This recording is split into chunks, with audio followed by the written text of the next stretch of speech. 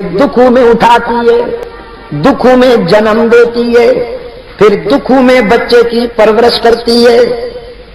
یہ نہیں سوتا تو وہ بھی نہیں سوتی، یہ روتا ہے تو وہ بھی روتی ہے، یہ ہنستا ہے تو وہ بھی ہنستی ہے۔ اس لیے اللہ کے رسول صلی اللہ علیہ وسلم سے ایک صحابی نے پوچھا، اللہ کے بعد سب سے زیادہ مجھ پر کس کا حق ہے؟ رحمت عالم صلی اللہ علیہ وسلم نے فرمایا تیری ماں کا۔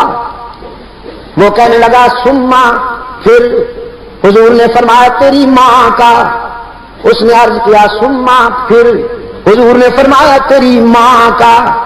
پھر پوچھا حضور اس کے بعد؟ رحمت عالم صلی اللہ علیہ وسلم نے فرمایا سما ابو کا، اس کے بعد تیرے باپ کا حق ہے۔ ماں بڑی قربانیاں دیتی ہے، اس لیے ماں کا دل نہ دکھایا کرو۔ سرکار دو عالم صلی اللہ علیہ وسلم کی خدمت میں اطلاع آئی، ایک شخص کئی دن سے سکرات میں مبتلا ہے، جان نہیں نکل رہی، بہت قرآن کریم تلاوت ہوا، دعائیں مانگی گئی، لیکن اس کی مشکل حل نہیں ہوتی۔ رحمت عالم صلی اللہ علیہ وسلم نے فرمایا اس کی والدین زندہ ہیں یا نہیں؟ بتایا گیا حضور اس کی ماں زندہ ہے۔ رحمت عالم صلی اللہ علیہ وسلم نے فرمایا اس کی ماں سے کہو میں تجھ سے ملنا چاہتا ہوں، اگر آ سکتی ہو تو آ جاؤ ورنہ میں آؤں گا۔ وہ بوڑھی ضعیفہ رحمت عالم صلی اللہ علیہ وسلم کا پیغام سنتی ہے، کہنے لگی چل تو نہیں سکتی لیکن اللہ کے محبوب کے پاس ضرور جاؤں گی۔ لکڑی کے سہارے آئی، رحمت عالم صلی اللہ علیہ وسلم نے فرمایا تیرا بیٹا کئی دن سے سکرات میں مبتلا ہے،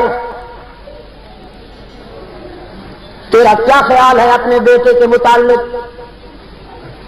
کہنے لگی بڑا نمازی تھا، اللہ کے رسول بڑا نمازی تھا، قرآن بھی پڑھتا تھا، روزے بھی رکھتا تھا، حج بھی کیا، زکات بھی دیتا تھا، جہاد میں بھی حصہ لیتا تھا، بہت نیک تھا۔ رحمت عالم صلی اللہ علیہ وسلم نے فرمایا یہ تو ٹھیک ہے، تو اس پر راضی ہے کہ نہیں؟ اس بوڑھی کی آنکھوں سے آنسو جاری ہو گئے، کہنے لگے نہیں حضور میرا دل دکھایا ہے، اس نے میرا دل دکھایا ہے۔ ایک دن اس کی بیوی کے ساتھ میرا کچھ تلخ کلامی ہو گئی، تلخ کلامی ہو گئی۔ میں نے کہا میرا بیٹا آ جائے اسے بتاؤں گی کہ تو گستاخ ہے۔ میرا بیٹا آیا، میرے بتانے سے پہلے اس کی بیوی نے کچھ کہہ دیا۔ میں جب اپنے بیٹے کے سامنے گئی تو میرے بیٹے نے میری کوئی نہ سنی، بیوی کے بھڑکانے میں مشتعل تھا، غصے میں درد دل بیان کر رہی تھی، اور میرے بیٹے نے غصے میں آ کر اپنا جوان بازو اٹھایا اور تیز تھپڑ میرے چہرے پہ دے مارا۔ میں دور جا گری، میں نے کہا بیٹا میں نے تو تیری ترقی کے لیے رات کی تنہائیوں میں دعا کی تھی، تیرے بچپن میں خود بھوکی رہتی تھی، تجھے کھلاتی تھی، جو تجھ سے جھگڑتا تھا میں اس سے لڑ جاتی تھی، تیرے دوستوں کو اپنا دوست سمجھتی تھی، تیرے دشمنوں کو اپنا دشمن سمجھتی تھی، تو بیمار ہوتا تو ساری رات تجھے اٹھا کر میں لوریاں دیتی، لیکن آج تیری جوانی میرے لیے رسوائی کا سبب بن کر آئی ہے، تو کتنا نمک حرام نکلا۔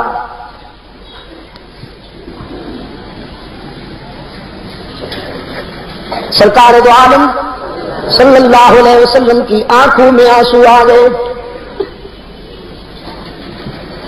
صحابہ سے فرمایا لکڑیاں جمع کرو، آگ بھڑکاؤ، پھر مجھے بتاؤ. بوڑھی کہتی ہے اللہ کے رسول آگ کیوں؟ رحمت عالم صلی اللہ علیہ وسلم نے فرمایا ہم اس میں اس نمک حرام کو ڈالیں گے جس نے بوڑھی ماں کے چہرے پہ تھپڑ مارا وہ اسی قابل ہے کہ اسے آگ میں ڈال دیا جائے. بوڑھی زاروں قطار رونے لگی، کہنے لگی نہیں نہیں نہیں اللہ کے رسول میرے بیٹے کو آگ سے بچا لیجیے.